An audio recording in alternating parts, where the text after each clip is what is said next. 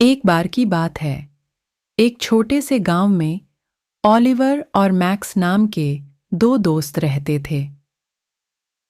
Oliver एक धनी परिवार से था, जबकि मैक्स का परिवार गुजारा करने के लिए संघर्ष कर रहा था। अपनी भिन्न पृष्ठभूमियों के बावजूद वे अविभाज्य थे। एक दिन जंगल की खोज करते समय उनकी नज़र एक पुराने धूल भरे नक्शे पर पड़ी। ऐसा लग रहा था कि यह जंगल के भीतर किसी छिपे हुए खजाने की ओर ले जा रहा है।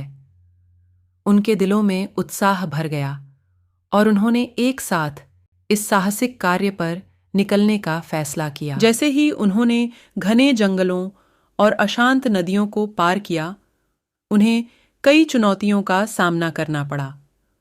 ओलिवर की दौलत उन्हें इस जंगली इलाके में सुरक्षा या सफलता नहीं दिला सकी।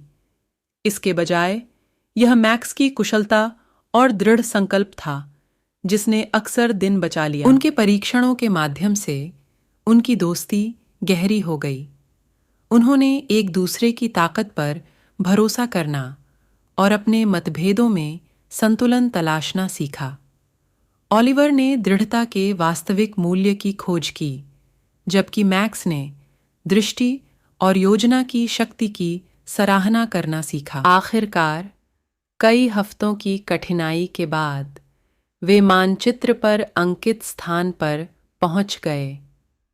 वहां उन्हें न केवल सोने और रत्नों से, बल्कि ज्ञान और कृतज्ञता से भरा एक संदूक मिला। जैसे ही वे अपने गांव लौटे, उन्होंने अपने समुदाय के जीवन को बेहतर बनाने के लिए अपनी नई संपत्ति का उपयोग करने का निर्णय लिया।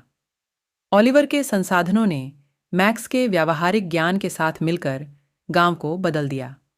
उन्होंने स्कूल बनाए, स्वास्थ्य सेवाएं प्रदान कीं और ज़रूरतमंद लोगों के लिए नौकरियां पैदा कीं। उनकी कहानी दूर दूर तक फैली और दूसरों को सच्ची दोस्ती की ताकत पर विश्वास करने के लिए प्रेरित किया।